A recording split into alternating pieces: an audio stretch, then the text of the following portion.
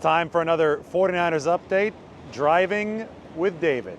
Big picture, 49ers 12-5 finish in the best division in NFL history. The NFC West this year, the first division ever to have 3 teams of 12 wins or more. Now, consider the prediction before this season. I thought 11-6 for the 49ers.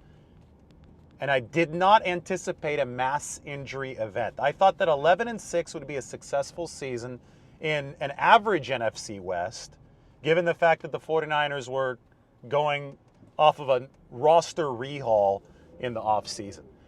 They posted a better record, despite the fact that they did have a mass injury event, and despite the fact that the NFC West was better than any division ever. That's perspective.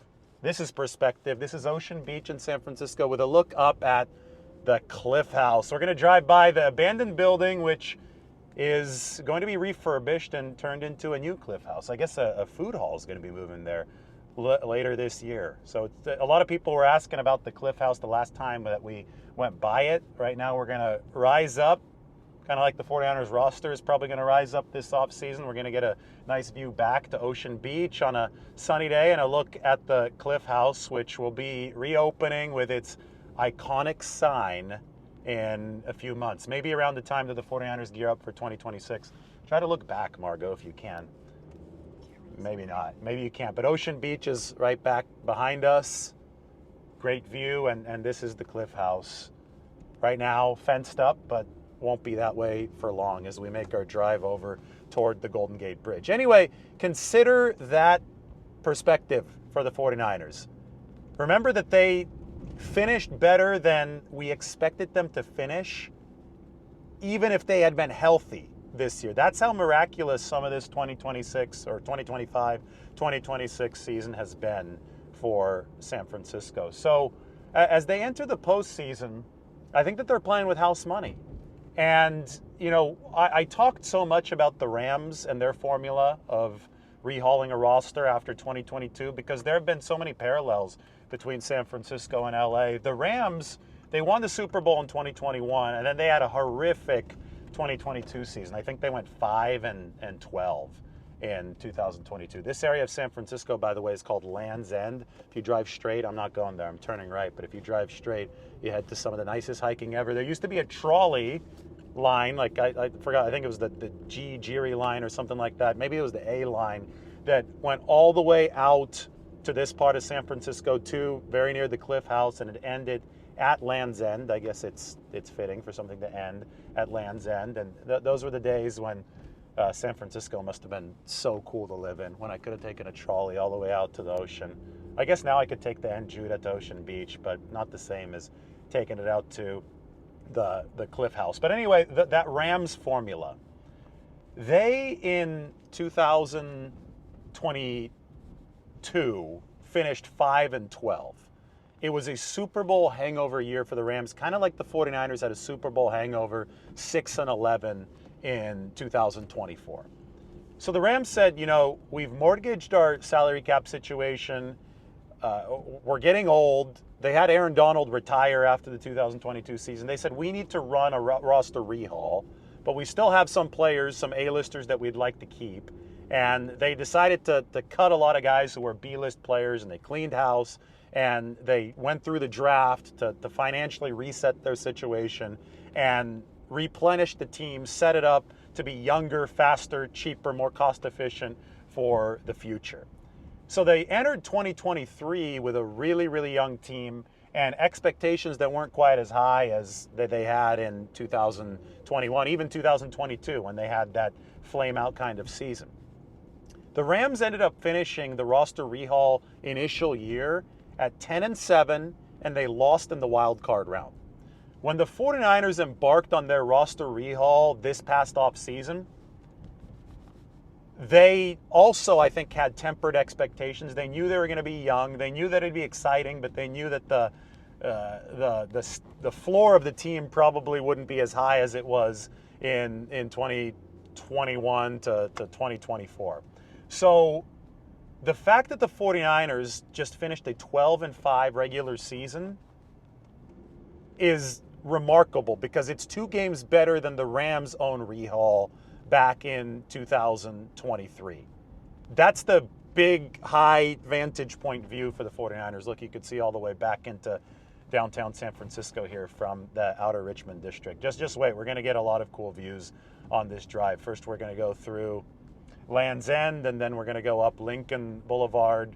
You're going to get to see the Golden Gate Bridge and the Pacific Ocean. We're just excited that it's not raining anymore after several days of dreary weather here. Now we finally get to enjoy the sunshine. The Sunsplash City is a really cool postcard shot, but we've got to turn left here to get on through Land's End. The Rams, after they went 10-7 and lost to the Detroit Lions to close that 2023 season, the next year they got a little bit better and they won a playoff game. That was in 2024. They beat Sam Darnold and the Vikings in the wild card round of the playoffs. And it just so happened that they went to Philadelphia and almost beat the Eagles, a much better version of the Eagles than what the 49ers are going to face this weekend. That was the Super Bowl champion Eagles. That was in the snow at Lincoln Financial Field where the Rams almost won in the second year of their reset. So if you just look at what the 49ers are doing right now, it's running parallel to that Rams reset from 2023 here to 2025.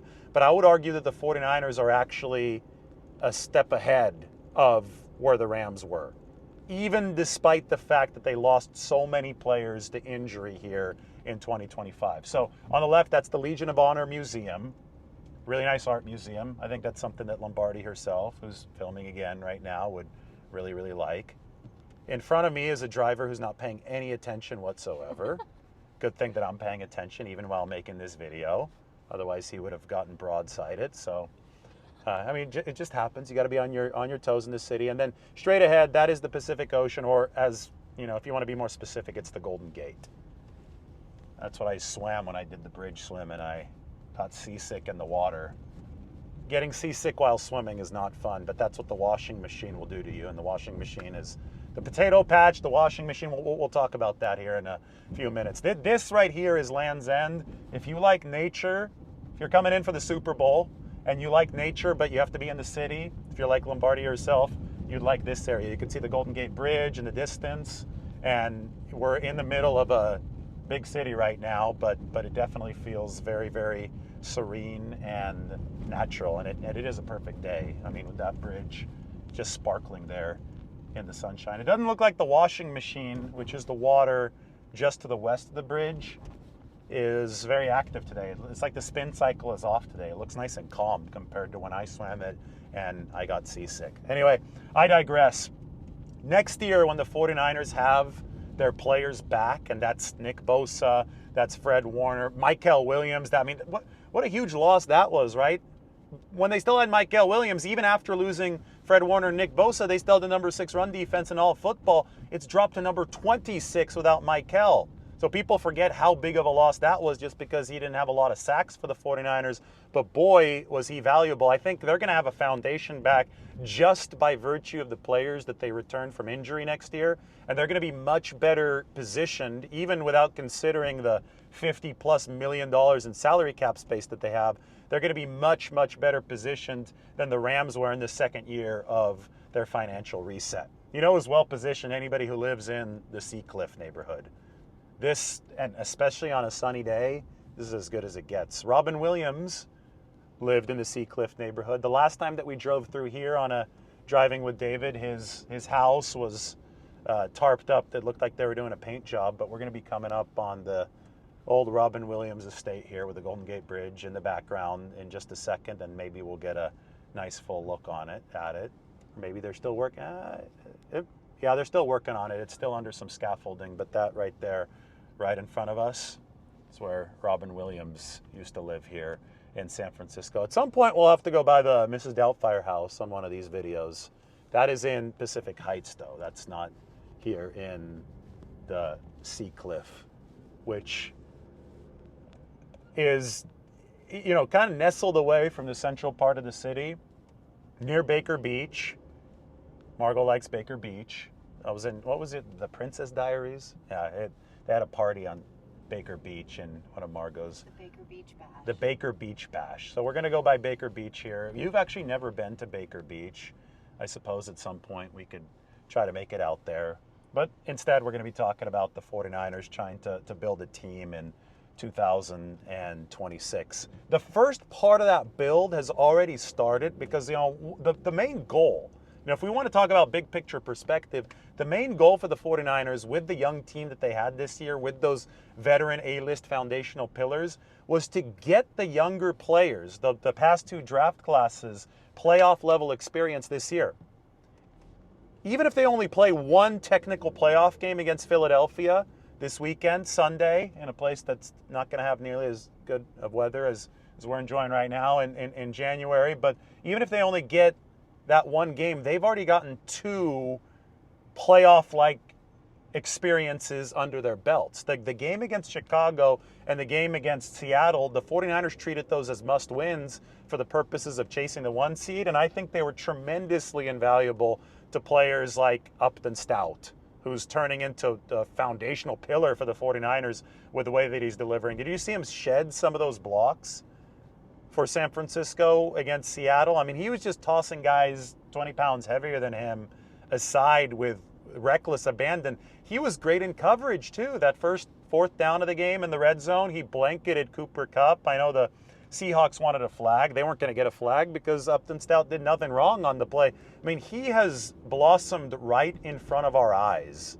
for the 49ers, and it's been special to see. And, it's stuff like that shows that San Francisco is accomplishing the goals that it set out to accomplish this year, because he's now going to have a chance to play in a technical playoff game against Philadelphia, and if they could find a way to win on Sunday, he'll have at least two technical playoff games. And then stuff can get really crazy if the 49ers can win the divisional round, and we'll see what happens around the rest of the league. But it's house money. It really is. The Rams lost their wild card game in a similar situation as the 49ers in the big picture roster construction cycle back in the 2023 season.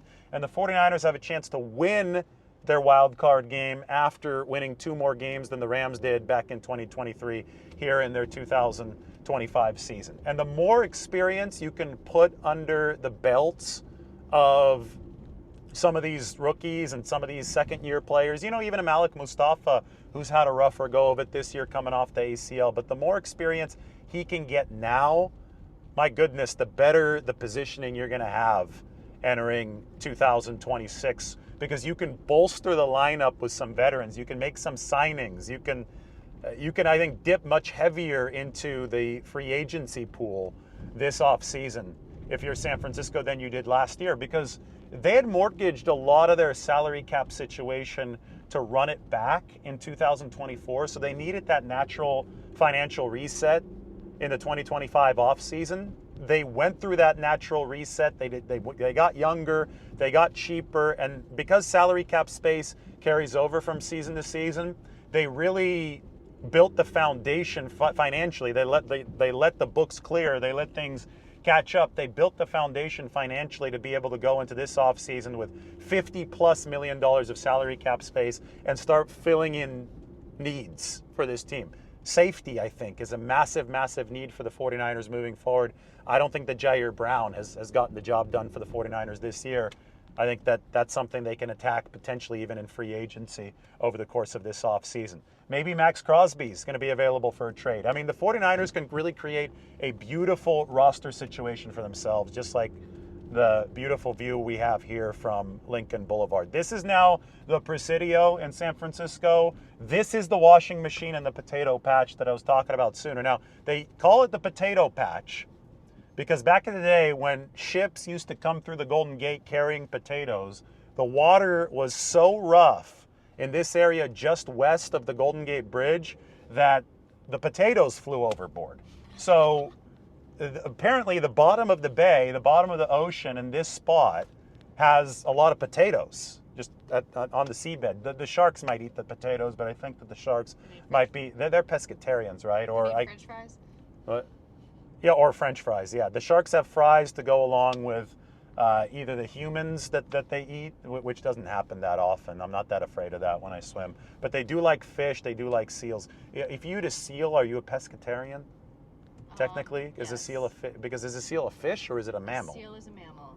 So I don't think you're a pescatarian. I think that you're a carnivore. I think you're straight up carnivore. Seals and sea lions are mammals. They breathe air. Okay, so that's settled. Anyway, Fish. if the sharks want the fries to go along with the meat that they're eating, Their sautéed seal. they can go ahead and go to the potato patch and eat there. Awesome part of the Presidio to go check out. Just wait to see where we're going to end up right now after we cross under 101, and Highway 1, which is the Golden Gate Bridge. Here you have the little bridge that we're going to cross under. Then we're going to head down, and we'll end up at Fort Point, which was featured in so many movies, including Vertigo with Alfred Hitchcock as the director, but just give us a second and we'll be there. I think that the 49ers, Margot, are a team right now that is so well positioned because of the resilience that they have shown. And you could see that the Presidio used to be, these are like former captain's quarters and military officers used to live in some of these buildings. Now they're private residences. This is where Margot wants to live, by the way. If anybody has any availability in the Presidio, let us know for next season. This is where we might be. Straight ahead, that's Crissy Field. That used to be a landing strip for the military with the city right behind it. Isn't that? I mean, that's a great shot. You could see the Salesforce Tower and the Transamerica Pyramid. They ultimately shut down the landing strip and turned it into a huge plot of grass. I think it'd be awesome, and I'm being semi-facetious here, but what if the 49ers played a home game right there on that grass? That would be so cool. What a setting that would be. It's not going to happen, don't worry. I mean, somebody even proposed the 49ers' new stadium to be a barge floating in the bay under the Golden Gate Bridge. I think that would be really neat. But we'd probably have more than a potato patch in the bay if that was the case. As Margot said, in case the mic didn't pick her up, we'd have more than a potato patch in the bay. There would be a lot in the bottom of the bay.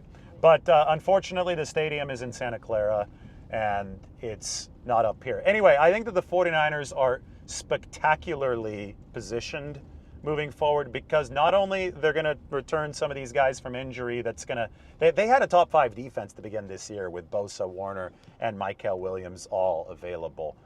They can add to that because they're going to get those guys back, but they can add to that via free agency to plug in the holes that they'll need maybe at safety and again through the draft. And also they can make sure that the offense is much more insulated than it was in Week 18 against the Seattle Seahawks because they can make sure that that wide receiver position is more bolstered now that they won't be caught off guard by a Brandon Ayuk defection. So I think that things are looking up for San Francisco. Things are looking beautiful for the 49ers, just like this view of the Golden Gate Bridge. To wrap up, this is Fort Point. I know a lot of people are about to head into town over the course of the next few weeks because the Super Bowl is going to be here in the Bay Area. And this is one spot. I mean, if there's a movie that you need to watch before you come to San Francisco, watch Vertigo. It's an Alfred Hitchcock classic, and one of the famous scenes, I'm going to have to show it to Margot. You'll actually like Vertigo, Margot. One of the famous scenes happens right here at the base of the Golden Gate Bridge. And the Princess Diaries. I have to watch the Princess Diaries. And you have to watch the Princess Diaries. I don't think it's a great movie. Margot might take exception to that, but it's a great way to showcase. You need your daughters to get excited about San Francisco. If you need your daughters to get excited about San Francisco, watch the Princess Diaries. Watch Vertigo if you want your sons to get excited about San Francisco. And you can come here to Fort Point, which is an actual old fort right here under the bridge. You could see the bridge itself, and then you could pan back toward the city and Alcatraz.